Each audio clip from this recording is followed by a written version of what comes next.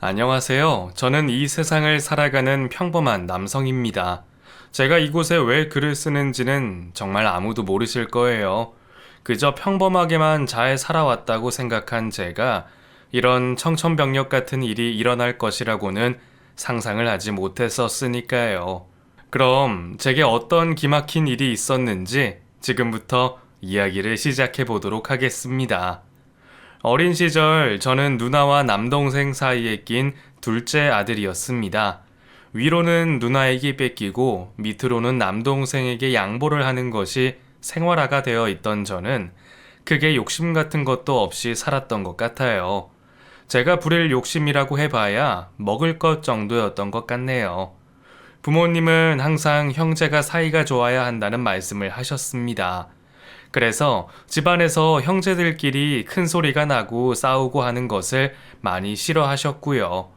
이 세상에 혈육이라고는 딱 셋뿐이라는 말씀을 늘 하시며 서로의 존재에 대해 항상 소중하게 생각하라는 말씀도 해주셨습니다. 하지만 어렸을 때는 그게 말처럼 쉽게 이해가 되질 않잖아요. 저뿐만 아니라 누나와 동생도 부모님의 말씀에 크게 귀를 기울이고 행동을 하지는 않았던 것 같아요. 특히나 남동생은 때도 잘 쓰고 투정도 부리는 한 성격 하는 아이였는데 부모님이 뭐라고 말씀하시면 이런 식으로 대들기도 했죠. 난 세상에서 형제 없었으면 좋겠어. 형제가 좋긴 뭐가 좋아. 뭐? 너 이 녀석 자꾸 이럴래? 형한테 그게 무슨 말버릇이야? 나 혼자 맛있는 거 다 먹고 좋은 장난감 다 사고 하고 싶단 말이야. 형이랑 누나 때문에 내가 사고 싶은 것도 못 사고 맨날 그러잖아. 싫어, 싫다고. 으이구, 엄마가 그렇게 말을 해도 또 그런 말을 하니? 엄마가 말했잖아. 세상에 핏줄을 나눈 형제만큼 중요한 건 없다고. 누나랑 형 덕분에 그래도 도움받는 것도 많잖아. 됐어. 난 하나도 도움받는 거 없다고. 없어. 아무것도 없어. 동생은 그저 막무가내로 저와 누나의 존재에 대해서 싫어했습니다. 아마도 그때 크리스마스인가 특별한 날이었는데 저와 누나의 선물까지 다 사주어야 하는 상황이었기에 동생이 큰 선물을 받지 못해서 화가 나 있던 것 같아요. 혼자만 비싸고 좋은 것을 받고 싶었던 동생의 욕심은 그런 식으로 늘 계속됐죠. 누나는 저보다 2살이 많았고 동생은 저보다 3살이 아래였습니다. 셋 중에 가장 성격이 급하고 욕심을 많이 부렸던 동생은 저와 누나에게 항상 맘먹으면 버릇없게 행동을 하는 날도 많았어요. 특히나 자신이 갖고 싶고 하고 싶은 행동들이 형제들로 인해 막힐 경우에는 화가 주체되지 않을 만큼 많이 났던 모양이에요. 아무리 좋은 말로 설득을 하고 해도 제 말은 듣지도 않는 아이였습니다. 하긴 엄마의 말도 안 듣고 억지 부리는 동생이 제 말을 들을 리가 있겠어요. 한 번은 동생의 생일에 생일 파티를 하자고 우겼던 적이 있었습니다. 저희 집안 형편이 그렇게 넉넉한 편은 아니었고 부모님 모두 일을 하고 계셨던 상황이라 집에 친구들을 잔뜩 초대해 자신의 생일 파티를 열고 싶던 남동생의 계획은 이루어지기 힘든 상황이었죠. 그런 사실들을 다 알고 있으면서도 동생은 자신의 성대한 생일 파티를 하고 싶다면서 부모님께 투정을 부렸고 그걸 보다 못한 제가 제지하다가 큰 몸싸움을 벌인 적도 있었습니다. 야, 너 생일 파티 얘기 그만해. 엄마 아빠가 안 된다고 하시잖아. 형이 뭔데 상관이야. 나 생일 파티 하고 싶단 말이야. 다른 친구들은 다 하는데 왜 나는 안 돼? 어? 난 엄마 아빠 쫄라서 꼭 할 거라고. 다른 친구들이 한다고 해서 꼭 너도 다 해야 되니? 사람의 상황에 맞게 사는 거지. 어떻게 다 똑같이 해? 우리 엄마는 일하셔야 하고 친구들 잔뜩 불러서 맛있는 음식 차려줄 여유도 없다고. 형이 뭘 한다고 그래? 형이 엄마야? 아빠야? 됐어. 나한테 그런 말 하지 말고 형이나 똑바로 해. 내 일에 상관하지 말라니까. 뭐? 너 말 다 했냐? 형한테 그게 무슨 버르장머리야? 내가 동생한테 그런 말도 못하냐? 부모님이 안 된다고 하는데 네가 계속 우기기만 하니까 내가 말하는 거 아니야. 아이씨, 진짜 왜 저러냐? 형이 생일 파티 해줄 것도 아니면서 왜 난리야? 냅두라고 제발 냅둬.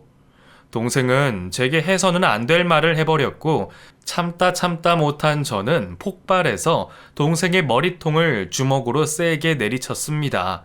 3살이나 어린 동생이었지만 저보다 힘도 셌고 체격도 좋았던 동생은 그대로 제게 달려들었고 저희 둘은 서로 몸이 뒤엉켜서 몸싸움을 하고 있었어요.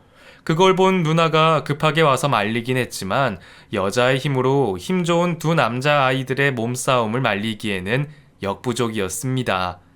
잠시 동안 그렇게 난장판이 되어 서로를 때리고 욕했던 저희는 조금 시간이 흘러 서로가 지쳐버린 상태가 됐고 화도 나고 자존심도 상한 저는 그대로 밖으로 나갔죠. 이 마음을 어디에서 풀 수 있을까 하다가 친하게 지냈던 친구의 집으로 향했습니다. 친구는 학원에 가서 공부할 시간이었다는 것을 알고 있었지만 그냥 어디든 가고 싶은 마음에 친구네 집 벨을 눌러버렸어요. 친구는 없고 친구의 엄마가 저를 맞이해 주셨는데 제 얼굴에 난 상처를 보시고는 얼른 안으로 들어오라고 해주셨습니다. 아니, 이게 무슨 일이야? 얼굴이 왜 이래? 응? 여기 입술에 피도 나고. 어머나 세상에. 아니에요, 아줌마. 현민이는 언제 와요? 현민이 학원 갔지. 곧 올 시간 됐어. 근데 이게 무슨 일이니? 너 무슨 일 있었어? 아줌마한테 얘기해봐. 응? 그게 사실은 동생이랑 좀 다퉜어요. 그냥 별거 아니에요. 별거 아니긴 여기 이렇게 피까지 나는데. 가만히 있어봐. 아줌마가 약 발라줄게. 평소에도 매우 가깝게 지냈기 때문에 저에 대해서 많은 것을 알고 계신 친구 엄마는 제게 약을 발라주시며 따뜻하게 대해주셨습니다. 그 모습이 너무 편안했는지 저도 모르게 싸우게 된 이유에 대해서 술술 털어놓게 됐죠. 현민이라는 친구는 외동아들이라서 혼자 지내고 있었는데 제가 동생이랑 싸웠다는 이야기를 들은 아주머니는 오히려 제게 좋은 말씀을 해주셨죠. 그야말로 형제의 난이었구만. 근데 이 아줌마는 왠지 부러운걸? 네? 부럽다고요? 뭐가요? 형제끼리 티격태격하는 그 모습조차 이 아줌마에게는 부러움의 대상이란다. 사실 아줌마도 현민이 동생 낳아주려고 아주 많이 노력했었어. 아주 많이. 현민이 소원이 동생을 갖는 것이었으니까. 그런데 안타깝게도 현민이한테는 동생이 생기지 않았어. 그래서 아줌마는 네가 형제끼리 싸우고 했다는 것조차 부러울 수밖에. 그러셨구나. 저는 가끔 현민이가 부러울 때도 있는데요. 그래, 지금은 아직 너희들이 어려서 그럴 수 있어. 현민이는 늘 혼자이기 때문에 갖고 싶은 거, 먹고 싶은 거, 부족함 없이 다 갖는 것 같아 보일 수도 있지. 하지만 현민이는 세상에서 가장 중요한 피를 나눈 형제가 없다는 거, 그게 아줌마는 가장 미안해. 그러니까 지금 이런 힘든 마음 다 잊고 또 형제들이랑 티격태격 잘 지내봐. 나중에는 더 없이 소중한 존재가 될 테니까. 친구 엄마의 말을 들은 저는 그나마 마음의 위로가 됐습니다. 오히려 제가 갖고 있는 형제라는 이름의 존재는 갖고 싶어도 못 갖는 사람들도 있다는 것도 알게 됐고요. 동생보다 몸집도 작고 힘도 약했던 제가 어쩌면 자격지심 같은 것을 갖고 더 동생에게 뭐라고 했었을 수도 있다는 생각도 들더군요. 저는 그대로 집으로 향했습니다. 친구가 학원에서 채 오기도 전에 다시 집으로 향했죠. 그리고 얼굴에 상처가 나고 아직도 화가 가라앉지 않아 씩씩대며 앉아있던 동생을 향해 말했습니다. 아이스크림 사 먹으러 갈래? 뭐? 아이스크림 먹으러 가자. 형이 사줄게. 뭐야? 갑자기 웬 아이스크림? 안 먹어? 그럼 나 누나랑만 단둘이 간다. 어? 누가 안 먹는데? 참나. 나 비싼 거 먹을 거야. 그래, 비싼 거 먹어. 내가 그동안 모아둔 돈, 네 아이스크림 사주는데 다 쓸 테니까. 동생과 누나와 함께 저는 그렇게 아이스크림을 먹으러 갔고 자연스럽게 저희의 싸움은 끝이 나게 됐어요. 형제라는 것은 그런 건가 봅니다. 세상에서 가장 미워했다가도 또 세상에서 없어서는 안 될 존재가 되고 화가 났다가도 금세 풀어져 버리는 그런 관계 말이죠. 그 후로 나이가 들면서 철이 들게 되니 생각의 폭이 넓어지게 되더라고요. 누나와 동생에게 늘 양보하고 살면서 조금 손해본다는 생각을 하고 있었는데 그런 마음조차 조금씩 누그러들게 됐습니다. 누나는 모든 것을 이끌어주는 맞이의 역할을 든든하게 했고 동생은 불의를 보면 참지 못하는 욱하는 성격으로 가끔 피곤한 일을 만들기도 했지만 그래도 저희 셋은 서로에게 조화를 이루며 살아갔던 것 같아요. 부모님은 열심히 일을 하시면서 집안에 있는 시간이 많지 않으셨는데 그럴 때마다 누나가 밥도 챙겨주고 라면도 끓여주고 빨래도 해주면서 저와 동생을 아주 잘 챙겨줬습니다. 덕분에 저희는 엄마가 바쁜 티가 나지 않게 잘 지내고 있었던 것 같아요. 저희 삼형제의 성적은 그저 평범했던 것 같아요. 특출나게 공부를 잘하는 사람도 없었고 또 특출나게 공부를 못하는 사람도 없었죠. 국어, 수학, 영어 등 모든 과목을 그저 평범한 수준으로 했었고 성적에 대한 큰 욕심도 없었죠. 하지만 동생은 운동 쪽에 특출난 재능이 있었답니다. 달리기도 1등, 멀리 뛰기도 1등, 또 학교 운동장에서 친구들과 하는 축구에서도 항상 자신이 골을 넣어야 하고 가장 잘해야 하는 욕심을 갖고 있었죠. 3살이 많은 저보다도 학창시절부터 힘도 세고 덩치도 좋은 편이었으니까요. 부모님 모두 운동 쪽에는 많은 관심이 없으셨는데 동생은 그쪽으로 타고난 신경이 있었던 것 같아요. 아니면 먹고 살기 바쁘셔서 부모님은 자신들의 운동신경이 있는 것조차 신경 쓰지 못하고 지내셨을 수도 있고요. 때마침 학교에 있는 축구부에서 동생을 눈여겨보셨고 부모님의 만류에도 불구하고 동생은 초등학교 5학년 때 학교 축구부에 들어가게 됐습니다. 부모님이 극구 만류하시면서 동생을 설득했지만 동생의 성격이 그렇게 쉽게 포기하는 성격이 아니라서 결국 말리지 못하셨었죠.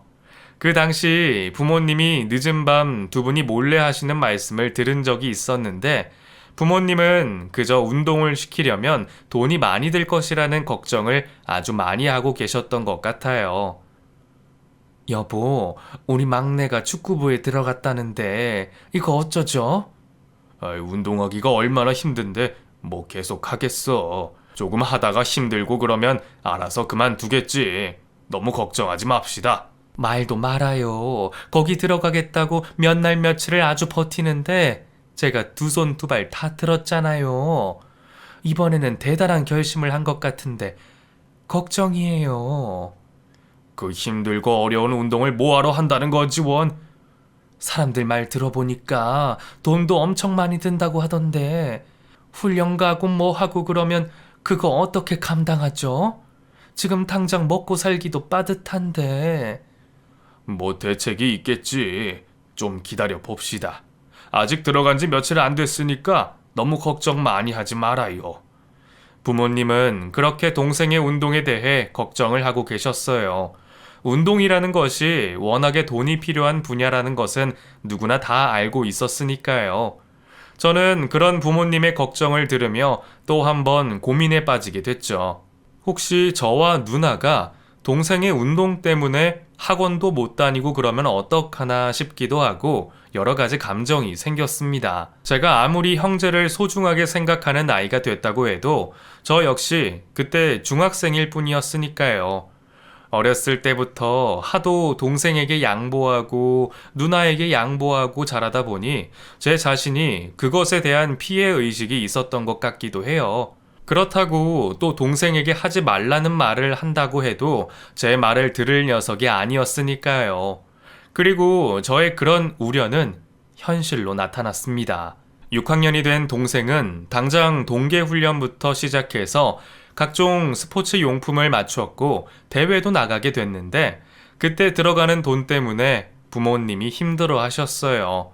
또한 운동을 시작한 후로 동생의 먹성은 거의 2배 가까이 늘어났기 때문에 집안에 먹을 것을 사다 놓아도 금세 바닥을 보이곤 했죠. 저희 집안 형편에 일주일에 2번 정도 고기를 먹는 것도 힘든 일이었는데 운동을 하고 돌아온 동생은 매일 집에서 맛있는 반찬 타령을 해댔습니다. 누나, 고기 없어? 고기. 엄마가 나 주라고 해놓은 거 없냐고. 어? 냉장고에 좀 봐봐. 야, 너 어제도 고기 먹었잖아. 그거 나도 안 먹고 남겨놓은 건데. 나 배고픈데. 반찬이 이게 뭐야. 엄마한테 올 때 고기 사오라고 해야겠다. 얼른 먹어. 고기는 무슨? 야, 너는 무슨 엄마 아빠가 돈이 어디서 펑펑 나오는 줄 아냐? 남의 공장에서 하루 종일 일해서 버는 돈인데 네가 이렇게 먹으면 나랑 민규는 뭐 먹고 사냐? 누나도 참. 누나랑 형은 그냥 가만히 책상에 앉아있기만 하는데 뭐. 나처럼 뛰면서 운동해봐. 먹는 거 2배로 먹어도 될까 말까라고. 됐고, 아무튼 너 운동 언제까지 할 거냐? 6학년 졸업할 때까지만 하고 그만하지. 우리 집안 형편에 무슨 운동이야. 뭐? 누나, 무슨 말을 그렇게 하냐? 난 꼭 축구 국가대표 될 거라고. 감독님도 나 잘한다고 했단 말이야. 잘하긴. 내가 보니까 하나도 안 잘하던데? 누나랑 형은 몰라도 너무 몰라. 운동에 대해서 뭘 안다고 그래? 난 무조건 축구 국가대표 될 거니까 그때 가서 나 아는 척이나 하지 마라. 동생은 자신의 운동선수로서의 꿈을 포기하지 않는다고 하더군요. 저는 동생의 말을 듣고 살짝 움찔했습니다. 지금도 부모님이 힘들어 하시는데 앞으로 점점 더 힘든 일이 있을 것 같아서요.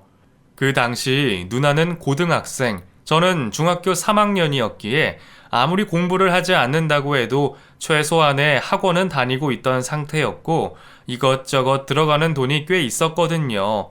부모님은 배움이 짧으시고 워낙에 착하신 분들이라서 월급이 많지 않은 곳임에도 그저 감사하게 생각하고 일을 하고 계셨던 분들이었기에 저희 집에 큰 돈이 나올 일은 전혀 없었던 상태였답니다. 저도 나름대로 애니메이션 화가를 하고 싶다는 꿈을 갖고 있었지만 집안 형편상 학원에 다니고 싶다는 말도 하지 못하고 있었는데 동생의 그런 말에 조금은 화가 나기도 하더라고요. 동생은 그 후로도 집안에서 많은 돈을 후원해 줬으며 누나는 대학교에 들어가게 됐어요. 지방에 있는 4년제 대학교였는데 기숙사 생활도 해야 하고 등록금도 내야 했기 때문에 누나에게도 상당히 많은 지출이 있으셨던 것 같아요. 그러면서 또 중간에 끼어 양보해야 하는 것은 저였습니다. 누나의 대학 생활, 동생의 운동 생활에 돈을 많이 쓰고 계신 부모님의 모습을 보고 너무 안타까운 마음에 제가 하고 싶은 일에 대해서도 제대로 말씀드리지 못했어요. 누나는 기숙사에, 동생 역시 운동부 기숙사에서 합숙을 하면서 지내고 있던 상태라 집 안에는 저 혼자 지내고 있었는데 늘 누나와 동생에게 들어갈 돈 걱정을 하고 계시는 부모님의 모습을 알고 있기에 차마 제 꿈에 대해서는 말씀을 드릴 엄두를 내지 못했던 것 같네요. 그렇게 꿈을 접은 채 평범한 고등학교 생활을 마치게 됐고 2년제 대학에 들어가 졸업도 하고 군대도 다녀오게 됐습니다. 그동안 동생은 고등학교까지 축구를 하고 그만둔 상태였었죠. 동생이 운동을 그만둔 후 한창 방황을 하면서 지낼 때 저는 군대를 제대하고 동생에게 용돈을 주며 위로해 줬습니다. 비록 제 꿈도 이루지 못했지만 동생이 자신의 꿈 앞에서 좌절하는 모습에 마음이 많이 힘들었거든요. 그렇게 지내던 동생은 군대에 가게 됐고 저와 누나는 어엿한 직장인으로 자리를 잡아 집안을 보태주는 든든한 자식들로 성장했습니다. 급여가 많지는 않았지만 더 이상 부모님께 생활비를 받아 쓰지 않고 오히려 저희가 벌어서 부모님께 생활비를 드린다는 자체가 너무 감사했어요. 흐뭇하게 웃으시며 바라보시는 부모님의 모습도 너무 기분이 좋았고요. 연애는커녕 그때는 작은 돈이지만 제 힘으로 직접 벌어서 부모님을 드리는 재미가 아주 쏠쏠했답니다. 그때 저희 집은 부모님과 누나 그리고 저까지 돈을 벌다 보니 그동안 먹지 못했던 음식들도 마음껏 먹을 수 있었던 것 같아요. 아주 풍족한 생활은 아니었어도 그저 그런 재미를 느끼며 하루하루를 행복하게 살아갔죠. 그러다 보니 동생도 어느덧 군대 제대를 하고 나와서 아는 선배가 하는 축구 클럽에 코치로 일을 시작하게 됐고 온 가족이 그렇게 행복한 시간을 보내며 지냈습니다. 몇 년을 그렇게 지내는 동안 제게는 2명의 여자친구가 있었고 참 행복하고 설레이는 시간을 보냈었어요. 태어나서 여자와 연애를 처음 해보는 제가 많이 부족하긴 했었겠지만 아주 좋은 추억이고 경험을 했답니다. 그러던 중 동생이 제게 소개팅을 해주겠다고 말을 하는 거예요. 형, 같이 운동했던 애가 있는데 걔네 누나랑 소개팅 한번 해볼래? 어? 나야 뭐 지금 외로우니까 하면 좋지. 뭐 하는 분인데? 주얼리 디자인인가? 그런 일 하고 있다는데 예쁘대. 한번 만나봐. 넌 어떻게 아는 사이인데? 괜히 내가 중간에서 소개팅 망치면 너가 민망해지는 거 아니야?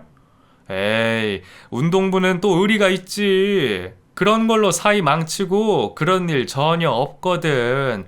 걱정하지도 마. 그리고 내가 직접 아는 애는 아니고 저기 남쪽 지방에서 운동하던 앤데 건너 알게 된 애야. 착하고 그렇더라고. 누나도 지방에서 있다가 이번에 왔나 그런가 봐. 암튼 이쪽 지역에는 연고가 없으니까 형이 좀 잘 리드해서 맛집도 데려가고 해봐. 어? 나도 형한테 좋은 일도 좀 해보자. 그래, 알았다. 나도 동생 덕 좀 보자. 걱정 마. 내가 맛집 싹 정리해서 데이트 잘 해볼게. 동생의 주선으로 저는 한 여자를 만나게 됐습니다. 다른 지방 쪽에서 일을 하다가 올라와서 낯설다고 하기에 저는 최선을 다해 분위기 좋은 곳을 찾아 소개팅 장소를 물색했죠. 선한 인상에 세련된 헤어스타일과 옷차림을 하고 온 그녀를 보니 정말 소개팅에 나오길 잘했다는 생각이 들더라고요. 처음에는 너무 어색했지만 서로 동생이 운동을 했다는 공통점을 갖고 있었는지라 동생들의 얘기를 하면서 금세 많은 이야기를 나누게 됐습니다. 그럼요. 부모님이 동생 대회 쫓아다니시느라 저랑 누나는 외롭게 집에 처박혀 있었죠 뭐. 맞아요. 저도 그랬어요.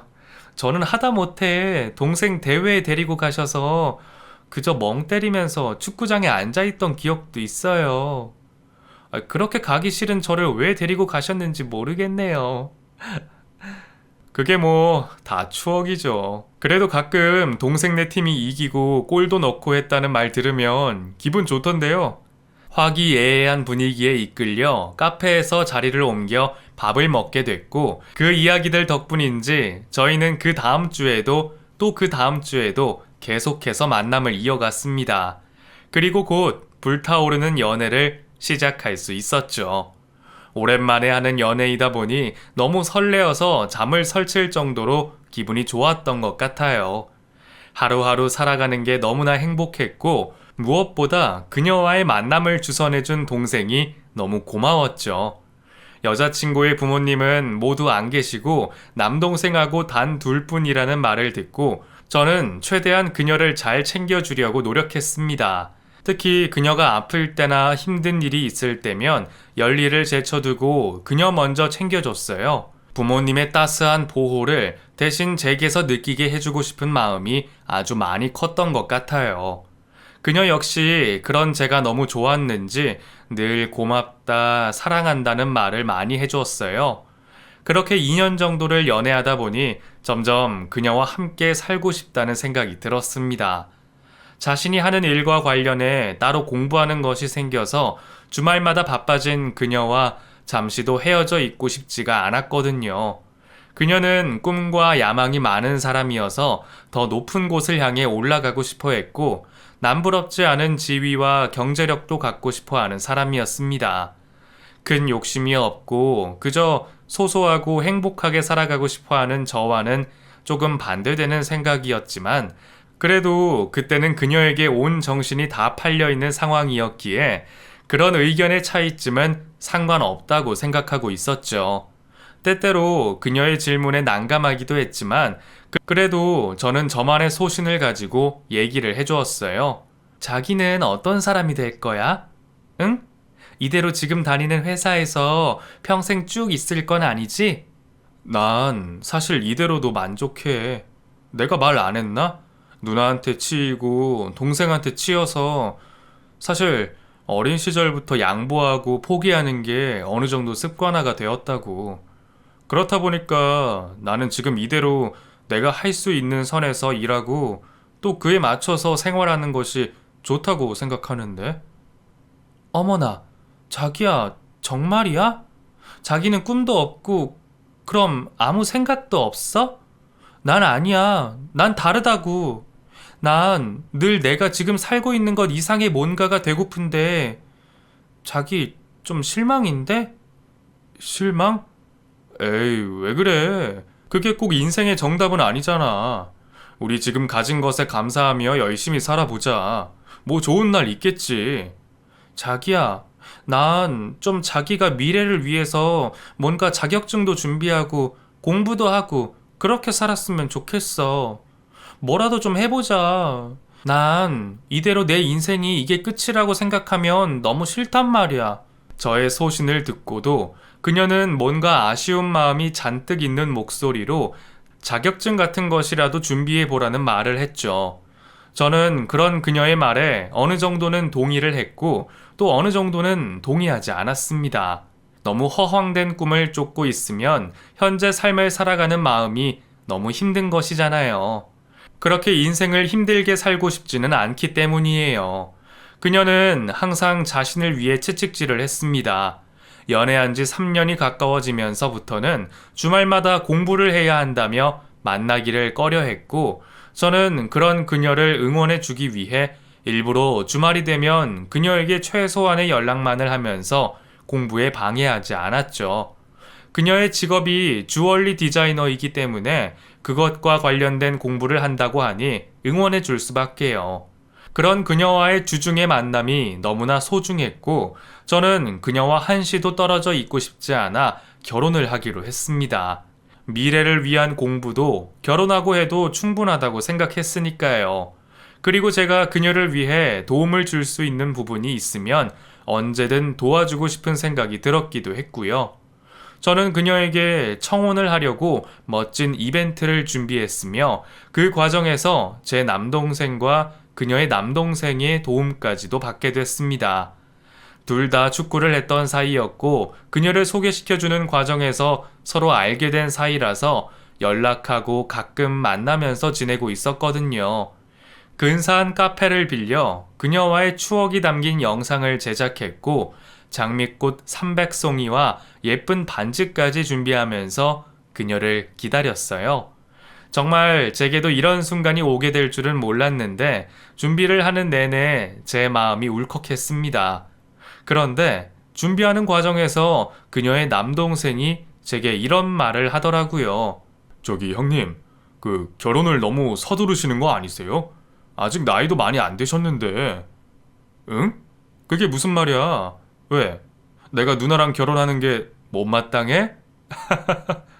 아니요. 그런 뜻이 아니라, 그게 누나도 뭐 준비하고 있는 게 있는 것 같고, 그래서. 에이, 결혼한다고 하던 공부 못하고 그런 건 아니니까 걱정 마. 오히려 안정된 가정 안에서 하면 더 공부도 잘 될걸? 내가 많이 도와줄 거야. 그러니까 너도 누나 많이 도와줘. 알았지? 그럼요.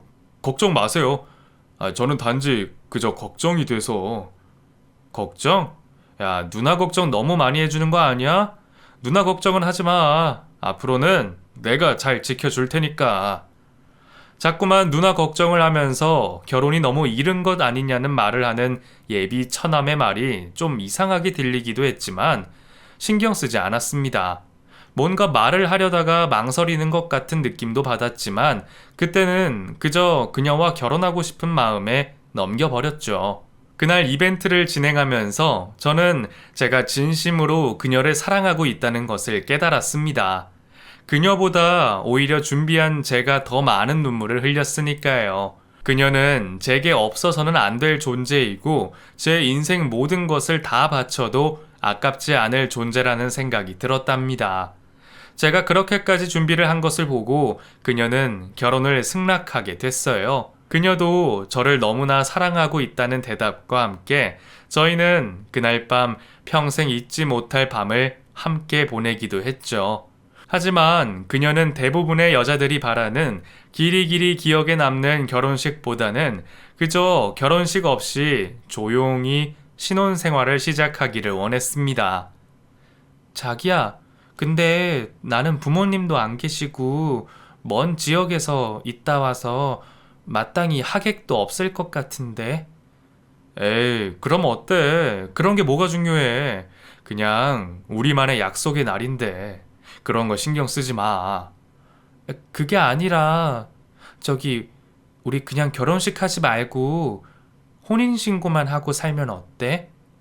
뭐? 그래도 그건 아닌 것 같은데. 우리 부모님도 계시고 자기 직장 사람들도 있고 그리고 지금은 이렇게 생각이 들어도 여자들은 결혼식에 대한 평생의 꿈이 있다고 하던데 나중에 후회할 것 같은데. 아니야, 자기야. 난 정말 그런 거에 욕심 없어. 결혼식 안 하면 뭐 어때? 우리 둘이 이렇게 사랑하고 있는데. 그냥 혼인신고만 하고 자기네 부모님 모셔두고 언약식 같은 것만 하면 안 돼? 난 그러고 싶어, 정말로. 아, 그게 그래도 되나 싶은데. 그녀의 뜻밖의 말에 저는 몹시도 당황했습니다. 권위욕도 많고 돈 욕심도 많았던 그녀가 결혼식 없이 그저 혼인신고만 하고 살자고 하는 것이 말이 앞뒤가 안 맞다는 생각이 들었거든요. 몇 번이고 계속 반복해서 그런 말을 하는 그녀를 이해하기는 힘들었지만 그저 그냥 그렇게 해주는 편이 괜찮겠다는 생각도 들더라고요. 어차피 조금 지나서 결혼식이 하고 싶으면 그때 가서 다시 하면 되니까 말이죠. 그렇게 저는 그녀와의 작은 언약식을 하기로 했고 부모님과 가족들만 있는 자리에 소중한 자리를 마련했습니다. 웨딩드레스는 아니었지만 흰색의 단아한 원피스를 입고 예쁘게 머리와 화장을 한 그녀가 세상에서 가장 아름다운 천사 같은 모습이었죠. 그런데 그날 이상하게 그녀의 남동생은 자리에 오지 않았습니다. 그녀는 남동생이 급하게 오다가 작은 차 사고가 나서 좀 늦게 도착한다고 둘러댔었고 식사 자리가 거의 끝나갈 때쯤 남동생이 도착했는지 그녀가 잠시 밖으로 나가더군요. 몇 분을 기다려도 그녀와 남동생이 식당 안으로 들어오지 않자 저는 밖으로 나가봤습니다. 저 멀리서 보기에도 서로 인상을 쓰고 언성을 높이고 있는 모습이 보였고 저는 그들을 향해 서서히 걸음을 옮겼어요. 제가 걸어오고 있는 줄도 모르고 둘은 서로의 말을 하느라 정신이 없더군요. 야, 너 아무리 그래도 누나 결혼식 자리나 마찬가지인 여기를 이렇게 늦게 올 수 있냐? 어? 누나, 지금 미쳤어? 제정신이야? 사람이 어쩌면 이래? 어? 도대체 왜 그러는 거야? 제발 정신 차리라고, 제발. 이게 정말? 말이라고 다 했니? 너 무슨 소리를 하는 거야? 나 정말 사랑하는 사람이랑 함께 있는다는데 네가 무슨 상관이냐고. 아니, 누나가 지금 하는 행동이 어떤 건지 알고 그러는 거냐고, 도대체. 너 더 이상 아무 말도 하지 마. 아무 말도 하지 말고 그냥 조용히 들어와서 인사나 드려. 알았어? 둘의 대화는 심상치 않게 흘러가고 있었습니다. 뒤늦게 저를 발견한 그녀는 깜짝 놀라 저를 쳐다보더니 급하게 상황을 마무리 짓는 듯 했어요. 저기 동생이 늦어서 미안하다고 그러네. 얼른 들어가자. 자기 부모님 기다리시겠다. 미안해. 아니야, 괜찮아. 근데 둘이 무슨 일 있는 거야? 아니, 서로 그렇게 잘 챙겨주던 남매가 오늘은 왜 그러는 거야? 무슨 일인데 그래? 어? 아니야. 아무것도 아니야. 자기는 신경 쓰지 않아도 돼. 알잖아. 원래 형제들은 잘 싸우는 거. 얼른 들어가자, 얼른. 그녀는 그렇게 상황을 급하게 정리하고 안으로 들어가자고 했고, 무언가 탐탁지 않아 하던 그녀의 남동생 역시 저희를 따라 안쪽으로 들어갔습니다. 평소와 다른 분위기가 느껴져 이상하다는 생각은 있었지만 그것이 그렇게 큰 문제가 숨어 있을 것이라고는 생각하지도 못했어요. 그렇게 저와 그녀는 정식으로 부부가 됐고 부모님과 처남, 형제들이 보는 앞에서 소중한 언약식을 마쳤습니다. 신혼생활이라는 것이 시작되면서 제 얼굴에는 웃음꽃이 활짝 피었어요. 회사 사람들에게 초대도 하지 못하고 결혼을 해버렸었기에 사람들이 서운하다고 말을 할 때에도 그저 허허 웃으며 미안하다고 말했죠. 그래도 저의 행복한 얼굴을 보는 것이 너무 좋다고 말을 해준 동료들 덕분에 저는 하루하루가 미치도록 행복하고 복에 겨웠습니다. 그런데 신혼의 단꿈에 젖어 지내던 어느 날부터 아내는 또다시 공부를 하고 자격증을 준비한다고 했는데 이번에는 좀 멀리 떨어진 곳에 가서 시험 준비를 한다고 하는 겁니다. 가까운 곳에도 공부할 곳이 많은데 굳이 먼 지역까지 주말에 가서 공부를 하는 것이 이해가 되지 않은 저는 아내에게 서운하다는 말로 표현을 했지만 아내의 뜻은 생각보다 완강했습니다. 자기야, 생각을 해봐. 여기 가까운 데서 하면 나라고 당신이랑 같이 있고 싶지 않겠어? 그리고 내가 지인에게 소개받은 분이 있는데 그분이 그쪽 지역에서 같이 공부하면서 멘토 역할을 해주신다잖아. 40대 아줌마신데 아이도 있어서 그쪽에 내가 갈 수밖에 없다고. 그러니까 애들처럼 서운해하지 말았으면 좋겠어. 그래도 난 자기랑 같이 있고 싶으니까 그렇지. 아니, 너무 멀리 떨어진 곳은 안 갔으면 좋겠는데. 자기야, 우리 현실을 직시하자. 나도 자기도 지금의 생활에만 만족하고 살 수는 없잖아. 자기는 어떨지 모르겠지만 난 좀 더 멋지고 좀 더 근사한 삶을 살고 싶단 말이야. 자기 결혼할 때 나 공부하고 그러는 것도 다 도와준다고 했잖아. 그래서 내가 결혼한 건데 이거 이해 못 해줘? 알았어. 이해해줄게. 그 대신 나 너무 외롭게만 하지 마. 알았지? 별 걱정을 다 해, 애기처럼. 알겠어. 걱정하지 마. 저는 그렇게 아내와 주말마다 떨어져 지내게 됐습니다. 가끔씩 아내는 영상통화도 하면서 그 멘토라는 분의 아이들을 보여주며 안심시켜 주기도 했었죠.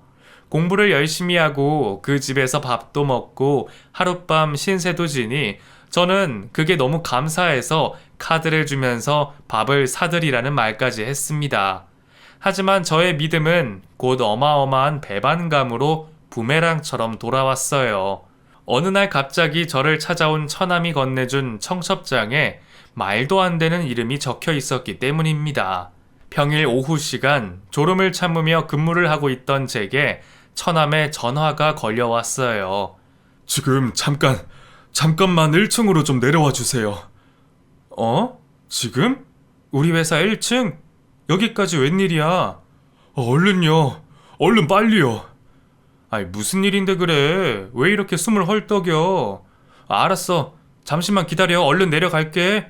갑작스러운 처남의 방문에 깜짝 놀라 1층으로 달려갔고 처남은 더워서인지 아니면 다른 이유에서인지 머리카락이 땀으로 흠뻑 젖어 저를 쳐다보고 있었습니다. 매영, 저기 매영 있잖아요. 이거. 아니 처남 왜 그래? 이게 뭔데 그래?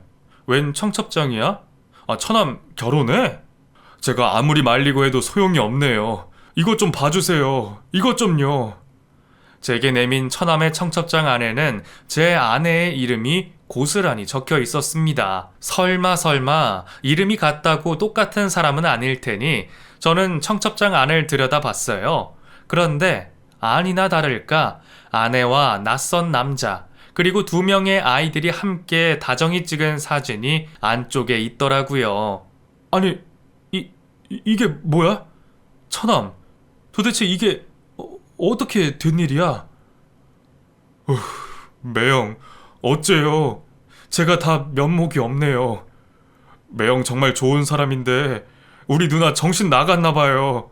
제가 말리고 또 말려도 말도 안 듣고 자기는 꼭 뭔가 될 거라고 말하는데 어쩜 좋아요, 정말. 매형. 처남의 말에 저는 아무 말도 할 수가 없었습니다. 정신이 멍했고 두 눈에는 분노와 눈물 같은 알 수 없는 것이 가득 차서 앞이 제대로 보이지 않을 정도였어요. 잠시 넋이 나간 것처럼 멍하게 서 있는 사이 회사 동료가 저를 툭 치며 지나갔기에 정신을 차렸고 다시 한번 확인한 청첩장 안쪽 사진의 아내는 아주 다정하게 웃고 있었습니다.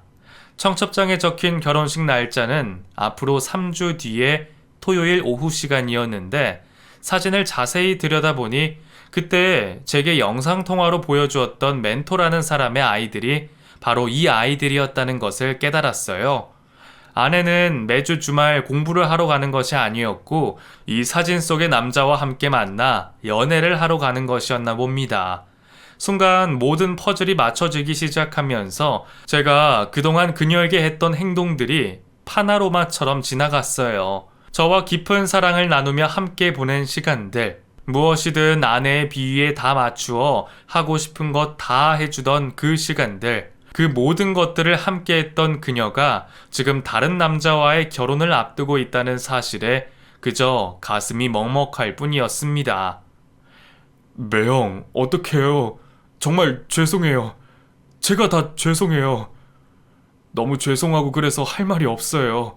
제가 뭐라고 해야 할지. 정말 저희 누나는 아무리 생각해도 이해가 되질 않아요. 제가 그놈이랑 만나는 거 알고 누나한테 매형이랑 결혼하는 것도 말리고 했었는데 누나는 그저 사랑은 사랑이고 자기 인생의 목표는 목표라고 하면서 그래. 저기 일단 내가 지금은 뭐라고 말이 안 나오네. 알려줘서 고마워, 처남. 정말 고맙다. 매형, 괜찮으세요? 지금 식은땀이 얼굴이 하얗게 질렸어요. 괜찮으신 거예요? 저랑 같이 병원 가실래요? 매형, 매형, 정신 차리세요. 매형! 저는 점점 처남의 소리가 희미하게 들렸고 그 순간 자리에서 주저앉아 정신을 잃어버렸어요. 잠시 후 깨어나 보니 병원이었고 제 곁에는 처남이 있었습니다. 정신을 차린 그 상황이 너무 싫어 눈을 뜨자마자 눈물이 흘렀어요. 그토록 사랑하고 믿었던 그녀가 저와 결혼 생활 중 다른 남자와 결혼을 한다니 정말 믿기도 싫었고 믿을 수가 없었죠. 하지만 제가 아무리 그래봤자 현실이 바뀌지는 않았습니다. 저는 그저 그 현실을 받아들이고 이 현실에 맞는 대응을 해야 할 수밖에 없는 상황이었죠. 아내가 결혼을 한다던 그 남자는 아내 회사의 대표라는 사람이라고 하더군요. 아이가 둘 있는 이혼남이었고 몇 년 전 이혼한 후 혼자 아이 둘을 키우고 있다고 했어요. 처남도 이 대표에 대해서 어느 정도 알고 있는 눈치더라고요. 예전부터 처남에게도 여러 가지로 도움을 줬던 사람이었고 가끔 아이들을 돌봐주어야 한다며 그 대표의 아이들을 집으로 데려온 적도 있었다고 합니다. 그 당시 처남은 워낙에 나이도 좀 있으셨고 이혼남이셨기 때문에 자신의 누나와 그런 사이가 된다는 것은 상상도 하지 못했다고 해요. 그저 그냥 회사 대표이고 어려운 상황을 도와주시는 능력 있고 감사한 분쯤으로 생각하고 있었다고 합니다. 그랬기에 더욱 격이 없이 지낸 면도 있었다고 해요. 모든 상황을 듣고 난 후 저는 아내가 근무하는 회사로 찾아갔습니다.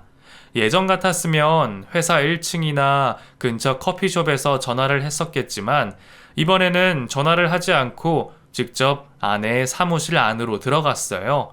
저를 미처 확인하지 못한 아내가 회사 직원과 함께 이야기를 나누고 있더군요. 내 마누라 여기 있었구만. 어머, 어머 깜짝이야. 당신 여긴 어떻게... 왜? 내가 여기 사무실까지 올라와서 깜짝 놀랐어? 아니, 하도 자기가 회사 사람들 소개를 안 시켜주니까 그렇지. 나 좀 소개 좀 시켜줘봐. 안녕하세요, 여러분들. 저 이 사람 남편이에요. 저희가 결혼식을 따로 안 해서요. 그 아내가 워낙에 하객이 없다고 하던데 여기 계신 여러분들만 오셔도 하객들 많을 뻔했네요. 당신 뭐야? 왜 이래? 나와 얼른. 나와. 나와서 얘기하자. 내가 사무실 안에는 올라오지 말라고 했잖아. 아니 왜 내가 그래야 되는데? 내가 왜 사무실에 못 올라오는데? 나 당신 남편이잖아. 법적으로 남편 말이야. 저의 큰 소리에 사람들은 수군거리며 저를 쳐다봤고 저는 더욱더 보란 듯이 큰 소리로 남편이라는 말을 반복해서 했습니다. 아내는 당황하면서 저를 자꾸 사무실 밖으로 끌어내려 했지만 저는 아랑곳하지 않고 사무실 안의 사람들을 향해 계속해서 말을 했어요. 그리고는 들고 온 청첩장을 꺼내어 그곳 사람들에게 보여줬죠. 이 잘난 와이프님께서 저와 결혼 생활 중 이곳 대표라는 작자랑 결혼을 한다고 청첩장까지 찍었더군요. 여러분들 어떻게 생각하세요? 애 둘 딸린 남자 돈 보고 결혼해서 신분 상승이 하고 싶은가 봅니다. 이거 어쩔까요? 네? TV에 제보라도 한번 해볼까요? 여기 대표라는 작자는 언제 들어오는 건가요? 저는 그렇게 사람들에게 아내의 정체에 대해서 모두 폭로를 했고 대표라는 아내의 예비 남편의 얼굴은 보지 못한 채 집으로 터덜터덜 돌아왔습니다. 집으로 오는 길에 어찌나 눈물이 나던지 미움과 원망 그리고 사랑의 감정이 가득 섞여 주체할 수 없는 눈물이 흘렀어요. 그리고 그 순간 가장 죄송한 부모님의 얼굴도 떠오르더군요. 모든 것을 아내의 포커스에 맞추셔서 결혼식을 하지 않아도 된다고 억지 웃음을 지어 보이셨던 부모님께 죄송해서 너무 힘들었습니다. 그리고 청첩장을 열어본 바로 다음 날 하루 만에 바로 이혼을 하게 됐어요.